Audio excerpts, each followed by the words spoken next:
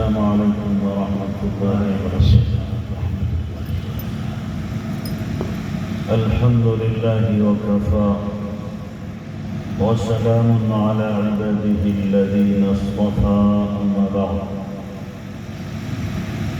فأعوذ بالله من الشيطان الرجيم. بسم الله الرحمن الرحيم.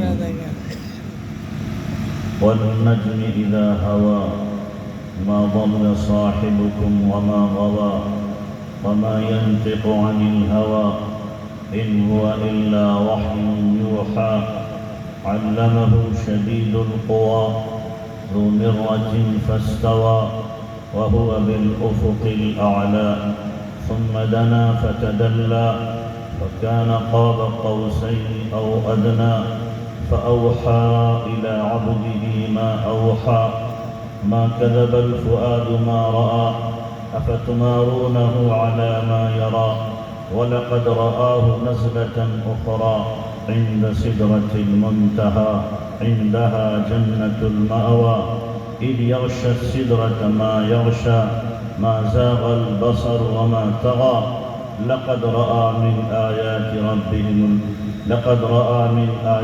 ربه الكبرى.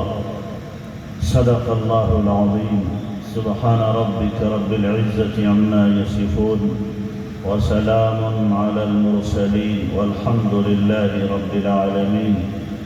اللهم صل على سيدنا محمد وعلى آل سيدنا محمد وبارك وسلم. اللهم صل على سيدنا محمد وعلى آل سيدنا محمد وبارك وسلم. اللهم صل على سيدنا محمد وعلى آل سيدنا محمد وبارك وسلم. محترم اساتذہ کرام، معزز علماء اعظام، میرے بزرگوں اور دوستوں، ہمارے اساتذہ یہاں پہ موجود ہیں جن کے سامنے زانوئے تلمس طے کر کے میں نے علم کے سفر کو طے کیا ہے، اور آج اللہ نے یہ موقع دیا ہے میں اپنے اساتذہ کے سامنے پھر جو بچپن میں سبق سنایا تھا دوبارہ سناؤں۔ جیسے کہ ابھی مولانا عرض کر رہے تھے، اللہ کے نبی جناب رسول اللہ صلی اللہ علیہ وسلم پر جب حالات ناگفتہ پہ پیش آئے، مصائب اور مشکلات کا نہ ختم ہونے والا سلسلہ جاری ہوا، اور ہر روز نیا طریقہ آپ کی تکالیف کا آپ پر آزمایا جاتا تھا، تو اللہ تبارک و تعالیٰ نے ان تکالیف پر، ان زخموں پر مرہم رکھنے کے لیے اور آپ علیہ السلام کی دلجوئی کے لیے اور آپ کے مقام و مرتبے کو بچانے کے لیے معراج کا سفر کرایا ہے کہ انسانوں کو آپ کا مقام و مرتبہ معلوم نہیں ہے، اور حقیقت بھی یہی ہے کہ ہم صحیح معنوں میں اللہ کے نبی صلی اللہ علیہ وسلم کے مقام مرتبے کو پہچان نہیں سکتے۔ اللہ ہی جانتا ہے کہ آپ کا حقیقی مقام و مرتبہ کیا ہے۔ دنیا والوں نے جب آپ کو ٹھکرایا، بیزاری کا اظہار کیا اور آپ کے پیغام کو قبول کرنے سے صاف انکار کیا، تو اولاً تو اللہ تبارک و تعالیٰ نے یہ دکھایا کہ اگر انسان آپ کی بات نہیں مان لے، تو آپ جب طائف سے لوٹ رہے تھے اس وقت آپ کی خدمت میں جنات کا ایک بہت بڑا گروہ آ کر کے ایمان قبول کرتا ہے۔ سبل الہدی والرشاد فی سیرت خیر العباد کتاب ہے 14 جلدوں میں، اس میں لکھا ہوا ہے کہ 9,000 یا 10,000 جنات آپ کی خدمت میں آئے، اور اسی طائف کے سفر میں آپ علیہ السلام پر ایمان لاتے ہیں۔ اللہ یہ دکھلاتا ہے کہ اے انسانوں، اگر تم میرے نبی کے مقام کو نہیں پہچانتے ہو اور آپ کے پیام کو قبول نہیں کرتے ہو تو ہم جناتوں کو مکلف کرتے ہیں وہ آپ کے ہدایت کے نور سے منور ہوں اور آپ کے پیغام کو قبول کریں گے۔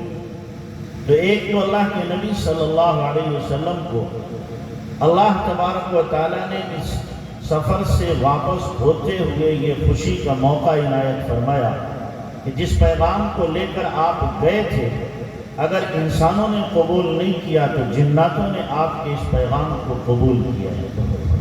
اور پھر اس کے بعد اللہ تبارک و تعالیٰ نے نبی علیہ السلام کو سفر معراج کرایا ہے۔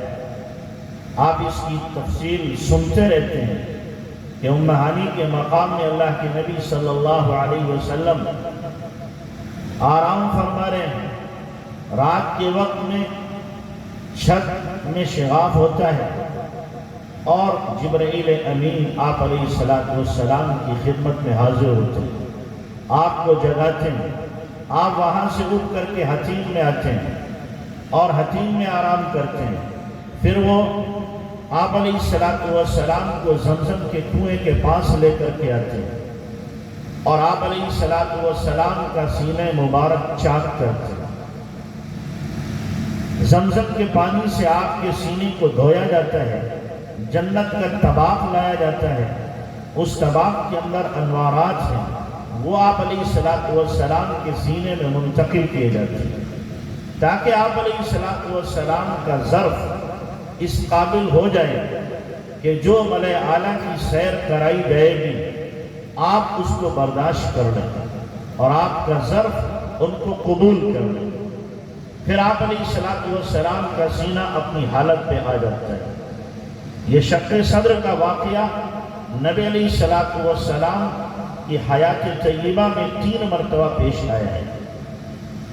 پھر اللہ کے نبی صلی اللہ علیہ وسلم کے لیے سواری لائی جاتی ہے جس کو براق کہا جاتا ہے۔ براق برق رفتار ہے، جہاں اس کی نظر پڑتی ہے وہیں پر اس کا قدم پڑتا ہے، جو کھچر سے چھوٹی اور گدھے سے کچھ بڑی۔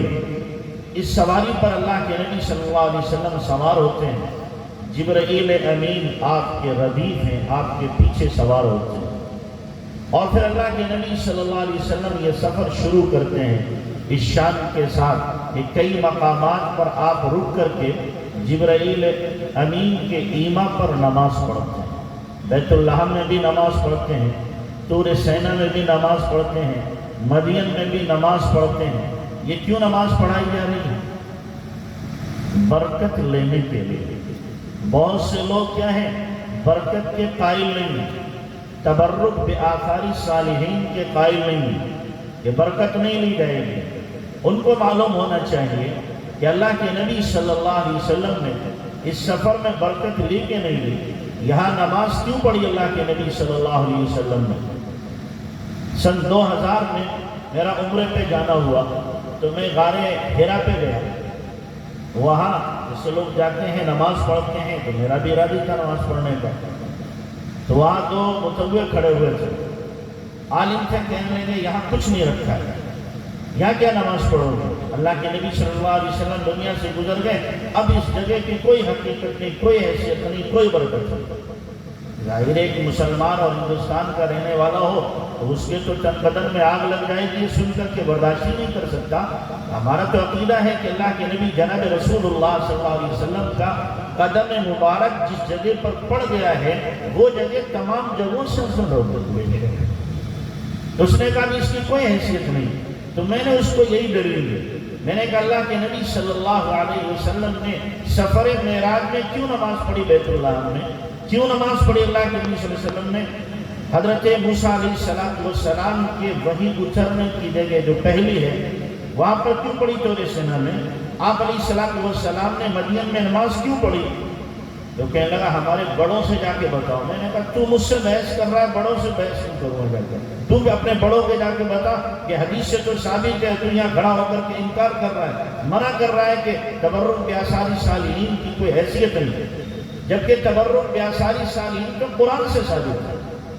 قرآن سے ثابت ہے کہ جب طالوت کو اللہ تبارک و تعالیٰ نے حکومت دی تھی، حضرت داؤد علیہ السلام کے ساتھ مل کر کے جالوت کا مقابلہ کیا ہے، تو قرآن کیا کہہ رہا ہے کہ وہ صندوق جس میں انبیاء کرام علیہ السلام کے آثار اور ان کی کچھ چیزیں رکھی ہوئی تھی، اس صندوق کو اپنے ساتھ لے کر کے چلو، اس کی برکت سے اللہ تبارک و تعالیٰ تمہیں فتح اور کامیابی دے گا.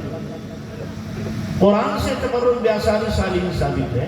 اللہ کے نبی جناب رسول اللہ صلی اللہ علیہ وسلم نے خود آپ علیہ السلام کی بیٹی حضرت رقیہ رضی اللہ تعالیٰ عنہ کا انتقال ہوتا ہے. آپ علیہ السلام اپنا کرتا دیتے ہیں کہ میری بیٹی کو اس کرتے کا کفن دے دو. کیوں دے رہے ہیں اللہ کے نبی صلی اللہ علیہ وسلم؟ اگر برکت نہیں ہے نیک لوگوں کی چیزوں میں تو اللہ کے نبی نے کیوں دی؟ آپ علیہ السلام کے زمانے میں جو سردار تھا یہودیوں کا، منافقین کا، عبداللہ بن ابی بن سلول، اس کا جب انتقال ہوا، جس کا بیٹا عبداللہ اس کا نام بھی ہے، وہ آپ علیہ السلام کی خدمت میں آ کر کے عرض کرتا ہے کہ اللہ کے نبی میرا باپ مر گیا، اور آپ کو معلوم ہے کہ میرا باپ کیسا تھا، لیکن پھر بھی میرا باپ تھا، آپ ایسا کریں اپنا کرتا دے دیں تاکہ میں اپنے باپ کو اس میں کفن دے دوں، ہو سکتا ہے اس کی برکت سے عذاب میں تخفیف ہو جائے. اللہ کے نبی صلی اللہ علیہ وسلم نے دیا.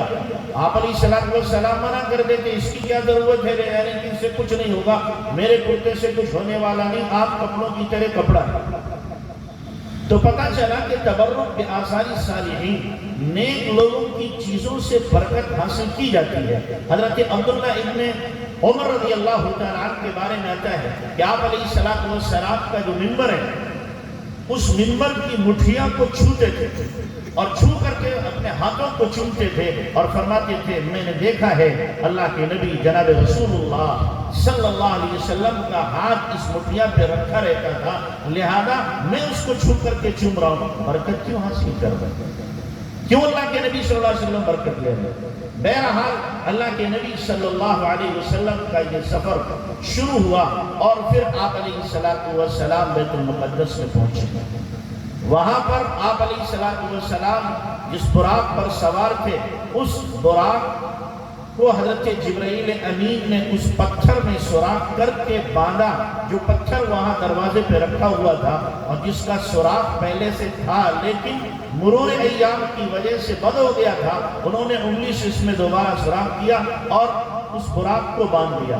آپ علیہ السلام اندر تشریف لے گئے تو دیکھا کہ پورا بیت المقدس انبیاء کرام علیہ السلام سے بھرا ہوا ہے، صفیں بندھی ہوئی ہیں، انتظار ہے امام کا کہ اب کوئی امام آئے گا نماز پڑھائے گا. انبیاء کا امام کون ہو سکتا ہے؟ جو انبیاء کا امام ہوگا وہی امام ہو سکتا ہے. آپ علیہ السلام کا انتظار ہے. جبرائیل امین آپ کا ہاتھ پکڑاتے ہیں کہ چلیے آپ آگے بڑھیے، آپ نماز پڑھائیے. اللہ کے نبی جناب رسول اللہ صلی اللہ علیہ وسلم آگے بڑھ کر کے تمام انبیاء کی امامت فرماتے ہیں. تمام انبیاء مقتدی ہیں اور اللہ کے نبی صلی اللہ علیہ وسلم کیا ہے؟ امام ہیں. آپ علیہ السلام نے امامت کی، ملاقات کی تو اللہ تبارک و تعالیٰ نے بتایا کہ دنیا والے آپ کے مقام کو نہیں پہچانتے، آپ کا مقام تو یہ ہے کہ آپ سید الانبیاء ہیں، امام الانبیاء ہیں. کہ نبیوں کی امامت کا شرف صرف اور صرف جناب محمد الرسول اللہ صلی اللہ علیہ وسلم ہی کو حاصل ہوا ہے. کسی اور کو یہ مقام نہیں ملا، کسی اور کی یہ مجال نہیں تھی کہ آپ علیہ السلام کے ہوتے ہوئے وہ آگے بڑھ جائے.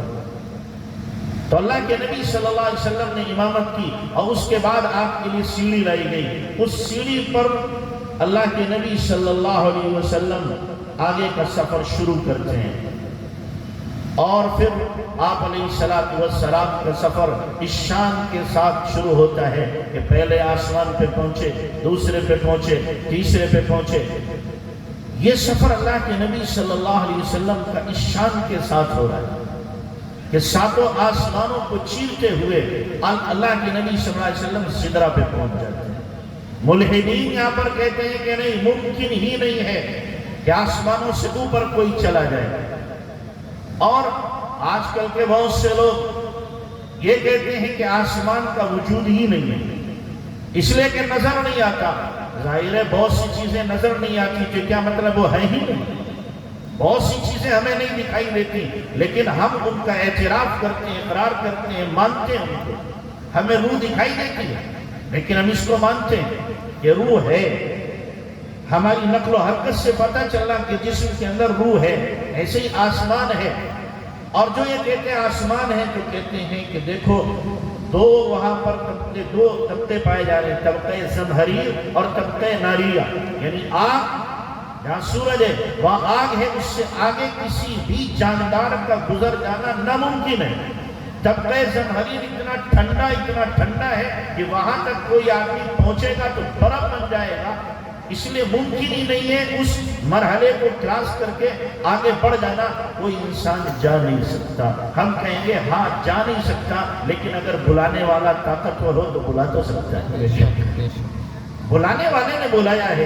جس اللہ نے آسمان کو بنایا، طبقہ زمہریر کو بنایا، طبقہ ناریہ کو بنایا اور اس سے اوپر آسمانوں کو بنایا، وہ اللہ جب بلانے پہ آئے تو یہ سارے کے سارے جتنی ساری کی ساری پابندیاں اور ساری کی ساری رکاوٹیں یہ ختم ہو جائیں گی۔ جس اللہ نے طبقہ زمہریر کو سرد بنایا ہے وہ اللہ جیسے حضرت ابراہیم علیہ السلام پر آگ کو کیا بنا دیتا ہے؟ باغ بنا دیتا ہے۔ اس طبقہ زمہریر کو بھی باغ بنا دے گا، اس طبقہ ناریہ کو بھی اللہ تبارک تعالیٰ باغ بنا دے گا۔ اور طبقہ ناریہ جو ہے، جو آگ کے شعلے جہاں پر ہیں، سورج کی تپش ہے، اللہ تبارک تعالیٰ اس کو بھی کیا کر دے گا؟ نارمل کر دے گا۔ اس اللہ کے لیے کوئی مشکل نہیں۔ تاثیر کا پیدا کرنا، تاثیر کا سلب کرنا، چھین لینا، یہ اللہ کے ہاتھ میں ہے، اللہ کے ہاتھ میں ہے۔ اور اللہ تبارک و تعالیٰ جب چاہتا ہے کسی چیز سے تاثیر کو چھین لیتا ہے، اور جب چاہتا ہے کسی چیز میں تاثیر کو پیدا کر دیتا ہے۔ ناممکن اور محال کا لفظ انسانوں کے لیے تو ہو سکتا ہے، لیکن اللہ کی ذات کے لیے ناممکن کا لفظ ہے ہی نہیں، محال کا لفظ اس کے لیے کوئی ہے ہی نہیں۔ اسی لیے اللہ تبارک و تعالیٰ نے جو شروع کیا ہے معراج کے واقعے کو قرآن کے اندر، سبحان الذی اسری بعبدہ لیلا من المسجد الحرام الی المسجد الاقصی، کہ پاک ہے وہ ذات، پاک ہے وہ ذات۔ کیوں کہا؟ کہ اللہ کی طرف کوئی آدمی منسوب نہیں کر سکتا کہ اپنے بندے کو محمد الرسول اللہ صلی اللہ علیہ وسلم کو کس طریقے سے لے کر کے گئے۔ اللہ لے کر کے گیا ہے جو تمام عیبوں سے پاک ہے، جو تمام قدرتوں کا مالک ہے، جو فرما روا ہے، جو حاکم ہے، جو قادر مطلق ہے، وہ لے کر کے گیا ہے، لہذا وہ جس کو چاہے لے کر کے جائے۔ تو اللہ کے نبی صلی اللہ علیہ وسلم یہ سفر شروع کرتے ہیں۔ ہر آسمان پر آپ کا استقبال ہوتا ہے، استقبال ہوتا ہے، اور ہر آسمان پر فرشتے بھی استقبال کر رہے ہیں، نبی بھی استقبال کر رہے ہیں۔ سدرہ تک اللہ کے نبی صلی اللہ علیہ وسلم کی رسائی ہوتی ہے۔ وہاں پر انوارات و تجلیات اللہ کے نبی صلی اللہ علیہ وسلم اپنی آنکھوں سے دیکھ رہے ہیں، اپنی آنکھوں سے ان کا نظارہ کر رہے ہیں۔ فرشتوں کا بھی جھرمٹ ہے اور ساتھ ساتھ میں اللہ تعالیٰ کی تجلیات بھی بے پناہ۔ اللہ کے نبی صلی اللہ علیہ وسلم اپنی آنکھوں سے ان کا مشاہدہ کر رہے ہیں۔ جب یہاں پر پہنچے تو جبرائیل امین یہاں تک ساتھ ہیں، لیکن یہاں ساتھ حضرت جبرائیل کہتے ہیں اب میری پرواز ختم ہوتی ہے، آپ کی پرواز آگے ہے، آپ کی پرواز آگے ہے، ہم اس سے آگے نہیں جا سکتے، اس سے اگر آگے جائیں گے تو خطرہ ہے، خطرہ ہی نہیں یقین ہے کہ انوار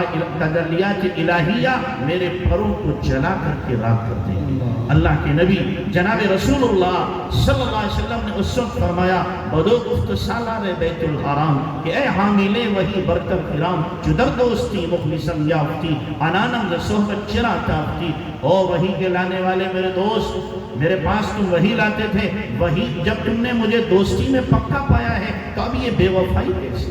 میرا ساتھ تم کیسے چھوڑ رہے ہو؟ میرے ساتھ چلو۔ تو جبرائیل امین اس وقت کہنے لگے اگر یکسر امور برتر فرم فروغ تجلی بسوزت فرم، ایک بال برابر آگے جاؤں گا تجلیات الہیہ مجھے جلا کر کے راکھ کر دیں گی۔ حضرت عطا اللہ شاہ بخاری رحمۃ اللہ علیہ یہاں پہ تڑپ جاتے تھے، فرماتے تھے جبرائیل بے وفا نکلا، نبی کا ساتھ چھوڑ دیا۔ عطا اللہ ہوتا جلد ہو جاتا پر نبی کا ساتھ نہ چھوڑتا۔ تو جبرائیل امین ساتھ چھوڑ رہے، اللہ کے نبی صلی اللہ علیہ وسلم پھر آگے جناب الہی میں حاضر ہوتے ہیں، اللہ کے دربار میں جاتے ہیں اور پھر اللہ کے قریب ہوتے ہیں، قریب ہوتے ہیں، اور کتنے قریب ہوتے ہیں؟ ثم دنا فتدلى فكان قاب قوسين او ادنى فاوحى الى عبده ما اوحى، کہ قریب ہوئے اور قریب ہوئے اور قریب ہوئے، اتنے قریب ہوئے کہ جیسے دو کمانوں کو یوں ملایا جائے، دو کمانوں ملانے کے بعد کتنا فاصلہ رہے گا، کتنا فاصلہ رہے گا؟ ہاتھ دو ہاتھ کا فاصلہ رہے گا، اتنے قریب ہو گئے۔ کچھ لوگوں نے کہا، مفسرین نے کہ نہیں، ثم دنا فتدلى سے مراد حضرت جبرائیل امین قریب ہوئے۔ اگر جبرائیل امین کو بران لیا جائے، اللہ کے نبی جبرائیل امین سے قریب ہوئے ہیں، تو اس میں آپ کا کیا کمال ہے؟ اس میں تو پھر جبرائیل امین کا مقام بڑھ رہا ہے کہ جبرائیل امین سے اللہ کے نبی صلی اللہ علیہ وسلم قریب ہوئے، گویا کہ جبرائیل امین بڑے ہیں، اللہ کے نبی صلی اللہ علیہ وسلم ان سے قریب ہوئے۔ یہاں پر اللہ کے نبی کے مقام و مرتبے کو، آپ کی رفعت کو، آپ کی بلندی کو بیان کرنا ہے کہ آپ علیہ السلام کا مقام اور آپ علیہ السلام کا مرتبہ تمام فرشتوں سے، تمام انبیاء سے اور ہر ایک سے بڑھ کر کے ہے۔ بعدس خدا کوئی قصہ مختصر، اللہ کے بعد اگر کسی کا مقام و مرتبہ ہے تو جناب محمد رسول اللہ صلی اللہ علیہ وسلم کا ہے۔ تو اللہ کے نبی صلی اللہ علیہ وسلم ثم دنا فتدلى، اللہ سے قریب ہو رہے ہیں، تبھی تو آپ علیہ السلام کو رتبہ اور مقام اور رفعت اور بلندی اور شرافت اور کرامت اور اعجاز اللہ کے نبی صلی اللہ علیہ وسلم کو حاصل ہوگا۔ تو اللہ تبارک و تعالیٰ سے قریب ہوئے، اور اس کے بعد میں کیا ہے؟ محو گفتگو ہوئے۔ پھر کیا ہوئے؟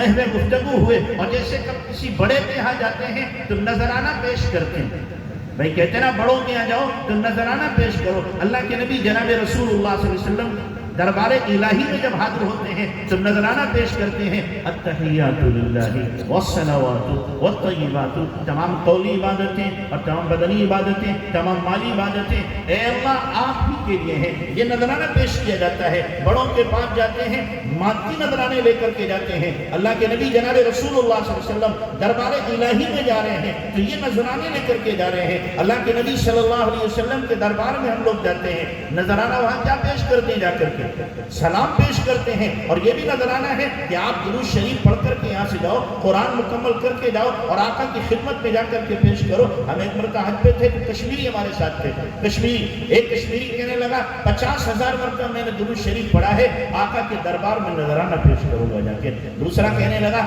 میں نے مفتی صاحب 1,00,000 مرتبہ درود شریف پڑھا ہے، جاؤں گا آقا کے پاس میں اور جا کر کے نذرانہ پیش کروں گا، آقا یہ آپ کا غلام یہ نذرانہ لے کر کے آیا ہے، آپ اس کو قبول کر لیجیے۔ تو اسی لیے بڑوں کی خدمت میں جائیں تو نذرانہ پیش کریں۔ یہاں اللہ کے نبی صلی اللہ علیہ وسلم دربار الہی میں جا رہے ہیں تو نذرانہ پیش کر رہے ہیں، التحیات للہ والصلوات والطیبات، تمام قولی، تمام بدنی اور تمام اسی طریقے سے مالی عبادتیں کس کے لیے؟ اللہ کے لیے ہیں۔ اللہ کی طرف سے جواب آتا ہے، فرشتے جواب دیتے ہیں، السلام علیک ایھا النبی ورحمۃ اللہ وبرکاتہ۔ یہ جواب آ رہا ہے، اے نبی آپ پر سلام ہو، رحمت ہو، برکت ہو۔ قربان جائیے محمد الرسول اللہ صلی اللہ علیہ وسلم کی الفت اور آپ کی محبت اور امت کے ساتھ شفقت اور ہمدردی اور پیار۔ اللہ کے نبی صلی اللہ علیہ وسلم اتنے اونچے مقام پر پہنچنے کے بعد جہاں تک کسی کی رسائی نہیں ہو سکتی، کوئی پہنچ نہیں سکتا، اتنے اونچے مقام پر وہاں پہنچ کر اللہ کے نبی صلی اللہ علیہ وسلم ہم گنہگاروں کو، ہم بے وفاؤں کو، ہم جفاکاروں کو، ہم سنت کو چھوڑنے والوں کو فراموش نہیں کرتے۔ آپ علیہ السلام ہمیں وہاں بھی یاد رکھتے ہیں، اور آپ کیا فرماتے ہیں؟ السلام علینا وعلی عباد اللہ الصالحین، سلامتی ہمارے اوپر بھی ہو اور میری امت کے جتنے نیک لوگ ہیں ان پر بھی سلامتی ہو۔ اگر آج 4 پیسے کسی کے پاس ہو جائیں تو وہ چھوٹوں کو یاد نہیں کرتا، کسی کو کوئی منصب، کوئی ڈگری، کوئی عہدہ مل جائے تو چھوٹوں کو خاطر میں نہیں لاتا، بھول جاتا ہے، بلکہ اپنی سبوں کو بھول جاتا ہے۔ اپنے سگوں کو بھول جاتا ہے. مجھے یاد ہے میرے بہت قریبی عزیز ہیں، وہ اپنی بہن کو لے کر گئے ڈاکٹر کے پاس میں. بہن ان کی جو تھی مفلوق الحال، کمزور، غربت زدہ ہے، اس کو لے کر گئے ڈاکٹر کے پاس میں. تو جا کر کے یہ نہیں کہا میری بہن ہے، کہنے گئے میرے پڑوس کی ایک عورت ہے، پڑوس کی عورت ہے. کیوں؟ کہیں ایسا نہ ہو ان کی حالت کو، ان کے حلیہ کو دیکھ کر کے میری انسلٹ نہ ہو جائے، میری بے عزتی نہ ہو جائے. مجھ کو لوگ کہیں یہ سمجھنے لگے ان کی بہن اتنی غریب ہے، یہ کیسے ہوں گے. آج کل کے لوگوں کی سوچ اور نظریہ اور لوگوں کی تھنکنگ اور فکر یہ ہے کہ ہم چھوٹوں سے ملیں گے چھوٹے ہو جائیں گے. لیکن اللہ کے نبی جناب رسول اللہ صلی اللہ علیہ وسلم اتنے اونچے مقام پر پہنچ کر کے، اتنے بلند مقام پر پہنچ کر، جہاں تک کسی انسان کی، کسی فرشتے کی رسائی نہیں، وہاں پر بھی ہم چھوٹوں کو فراموش نہیں کرتے. اللہ کرے ہم بھی اللہ کے نبی کو فراموش نہ کریں، ہم بھی اللہ کے نبی کو بھول نہ جائیں. ہم بھول جاتے ہیں پر اللہ کے نبی صلی اللہ علیہ وسلم نے ہمیں کبھی بھی فراموش نہیں کیا. کبھی آپ نے ہمیں نہیں بھلایا. بھلاتے تو آپ کیا دنیا میں کوئی ایسا بندہ آپ کو نہیں ملے گا، کوئی ایسا انسان نہیں ملے گا جو 5 مرتبہ روزانہ کسی کے لیے دعا کرتا ہو. حدیث اٹھاؤ، حدیث صحیح موجود ہے. اللہ کے نبی جناب رسول اللہ صلی اللہ علیہ وسلم گھر میں تشریف لاتے ہیں. اما عائشہ رضی اللہ تعالیٰ عنہ آپ سے عرض کرتی ہیں آقا آج میرے لیے دعا کر دیجئے، میرے لیے دعا کر دیجئے. آپ کا چہرہ حشاش بشاش دیکھا، آپ کے چہرے پر نورانیت دیکھی، خوش و خرم دیکھا. اما عائشہ نے کہا شاید آج میرا کام بن جائے گا، اب میرے لیے دعا کر دیجئے.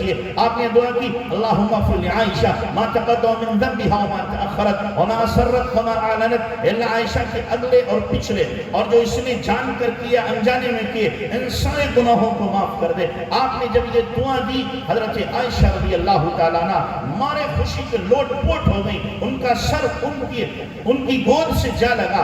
آپ نے فرمایا عائشہ اتنا کیوں خوش ہوتی ہے؟ یعنی کہ اللہ کے نبی آپ نے میرے لیے دعا کی ہے.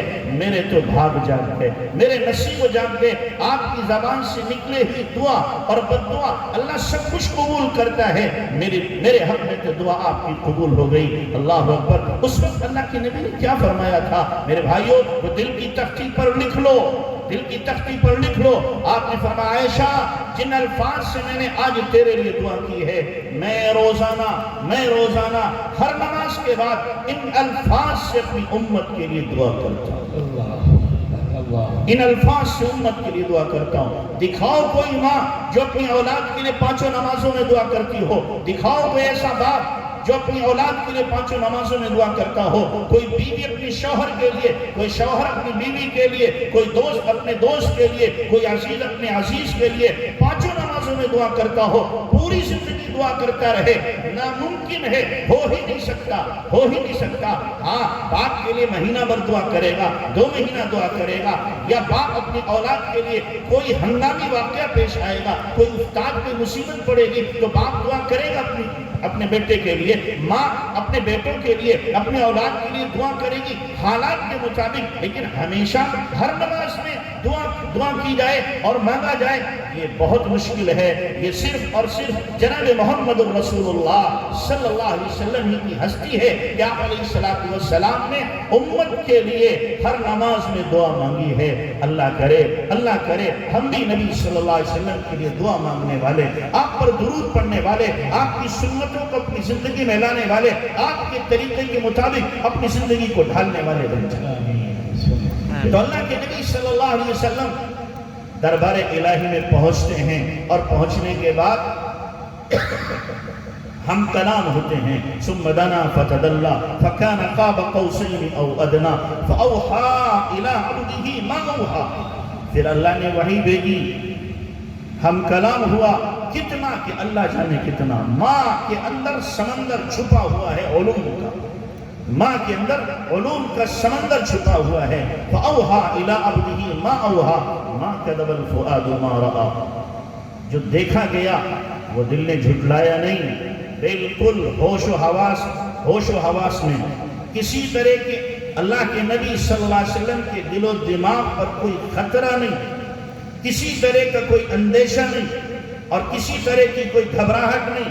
یہ سب کا سب اللہ کے نبی صلی اللہ علیہ وسلم بہوش و حواس عالم بیداری میں سب کچھ دیکھ رہے ہیں. جیسے بہت سے لوگ کہتے ہیں کہ یہ جو آپ کو معراج کا واقعہ ہوا ہے یہ منامی ہے، سونے کی حالت میں ہے، روحانی ہے، اس جسم کے ساتھ نہیں، اس لیے کہ جسم کے ساتھ گزرنا کیا ہے. اگر یہ منامی ہے، خواب میں تو آدمی بادشاہ بھی بن جاتا ہے.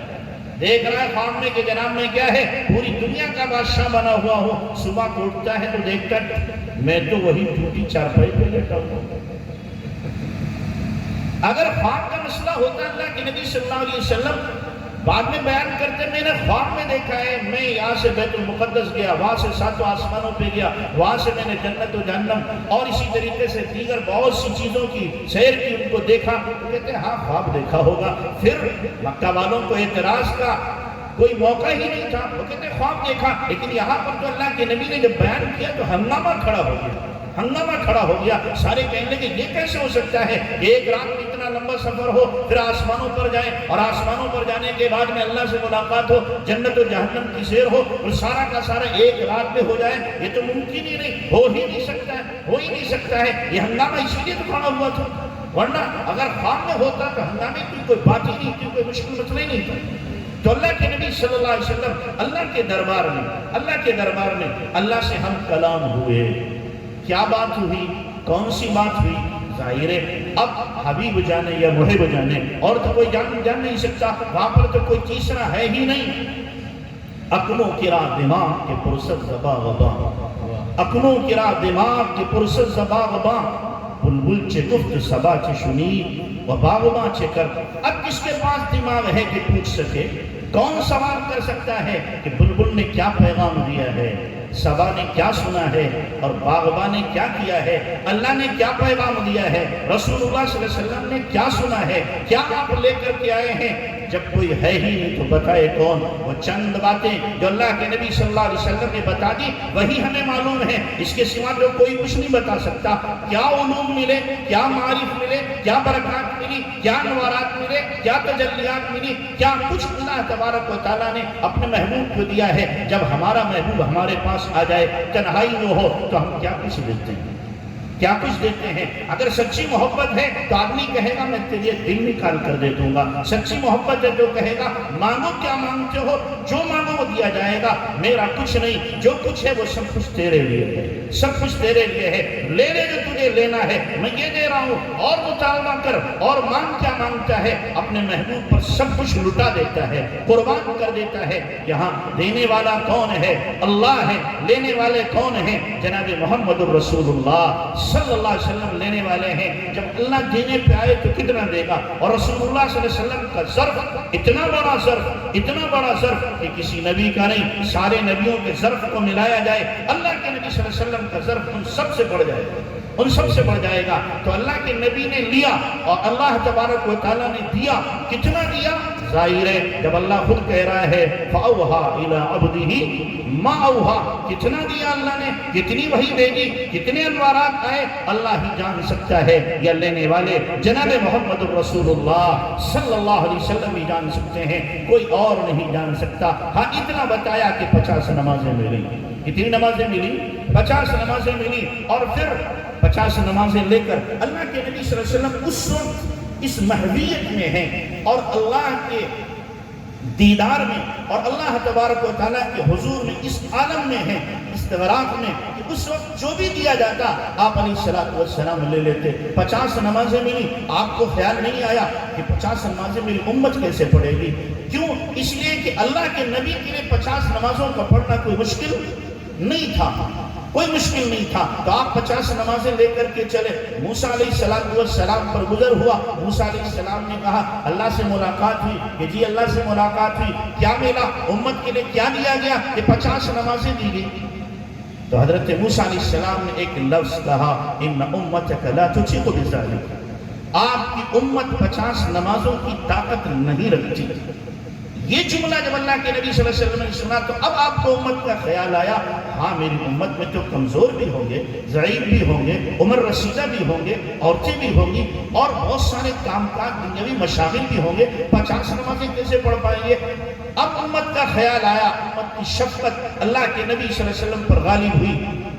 تو آپ نے فرمایا کیا کروں؟ جاؤ کم کراؤ جا کر کے۔ آپ علیہ السلام پھر گئے اور پھر مخاطب ہوئے اللہ سے، 5 کم ہوئی، پھر گئے، پھر 5 کم ہوئی۔ موسیٰ علیہ السلام کم کراتے رہے یہاں تک کہ کتنی بچی؟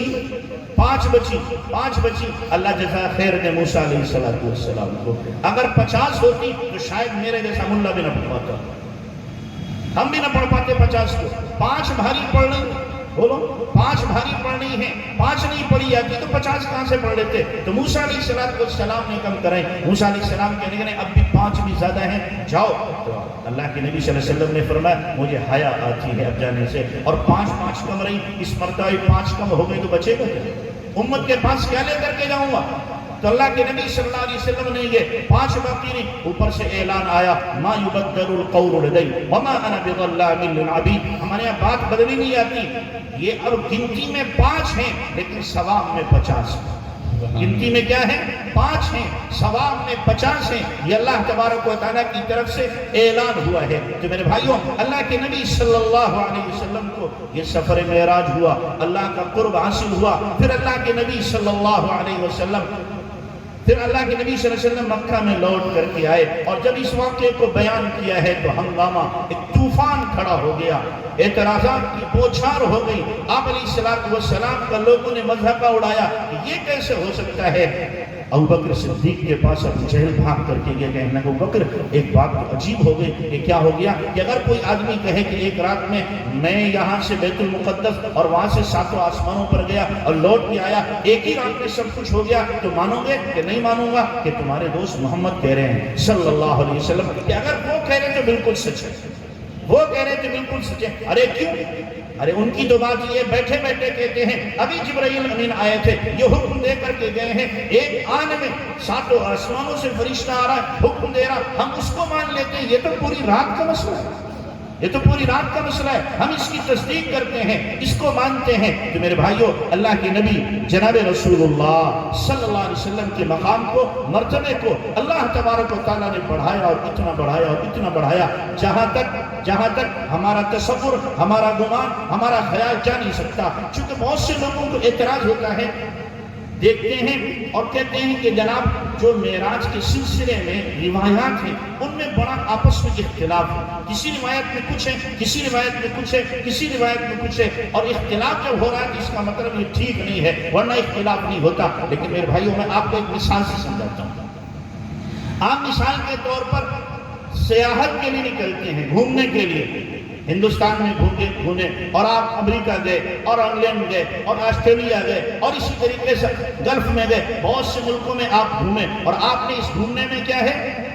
شہروں کو بھی دیکھا اور ملوں کو بھی دیکھا، فیکٹریوں کی بھی دیکھا، کالجوں کو بھی دیکھا، یونیورسٹیز کو بھی دیکھا، اور اسی طریقے سے مختلف افکار کے لوگوں سے آپ نے کیا کی؟ ملاقات کی۔ اب جب آپ ہندوستان لوٹ کر کے آئے تو آپ سے لوگوں نے آ کر کے پوچھا آپ نے کیا دیکھا؟ اب آپ دیکھیں گے مجھ سے پوچھنے والا کون ہے؟ اگر پوچھنے والا وہ کیا ہے؟ اسکول کا ٹیچر ہے، تو آپ اس سے کیا بیان کریں گے؟ میں وہاں گیا، میں نے فلاں جگہ پر اسکول اور کالج کو دیکھا، وہاں کا مینجمنٹ بہت اچھا تھا، فلاں جگہ کی تعلیم بہت اچھی تھی، اور فلاں جگہ کے ٹیچروں کی اخلاق و کردار بہت اچھے تھے۔ اب آپ اس سے کیا بیان کریں گے؟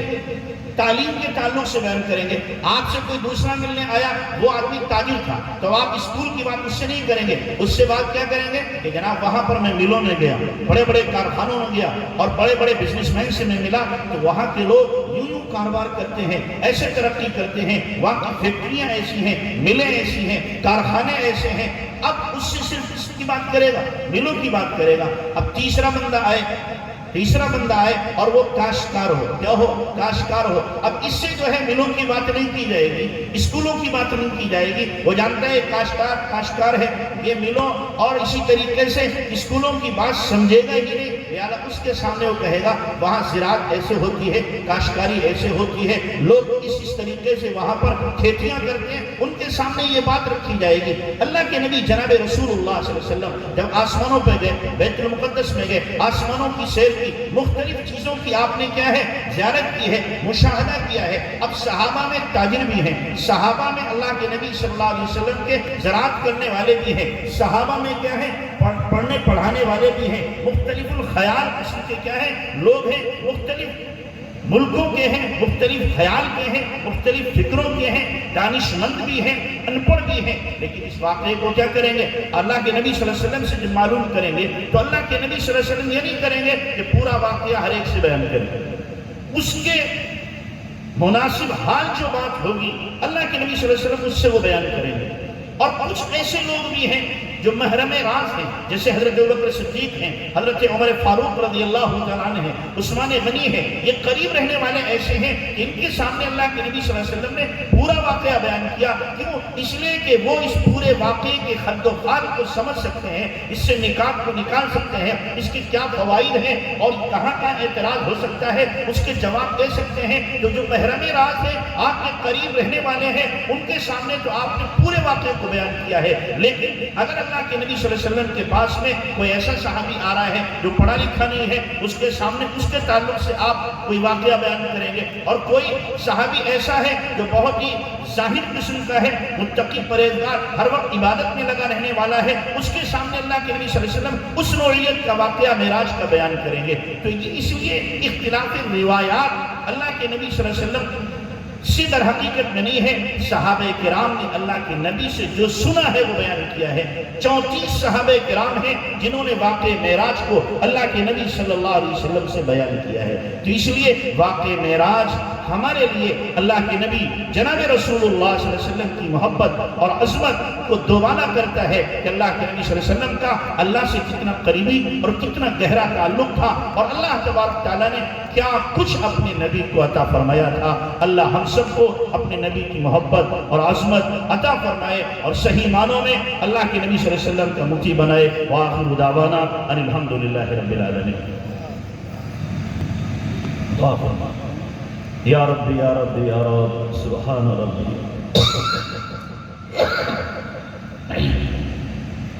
سبحان ربی العالی العلی الوہاب یا رب لك الحمد كما ينبغي لجلال وجهك وعظيم سلطانك اللهم لك الحمد كله ولك الشكر كله ولك الملك كله وإليك يرجع الأمر كله اللهم لا أحصي ثناء عليك أنت كما أثنيت على نفسك اللهم صل على سيدنا محمد وعلى آل سيدنا محمد وبارك وسلم ربنا ظلمنا أنفسنا وإن لم تغفر لنا وترحمنا لنكونن من الخاسرين ربنا لا تزغ قلوبنا بعد إذ هديتنا وهب لنا من لدنك رحمة إنك أنت الوهاب يا حي يا قيوم برحمتك نستغيث أصلح لنا شأننا كله ولا تكلنا إلى أنفسنا طرفة عين رب اغفر وارحم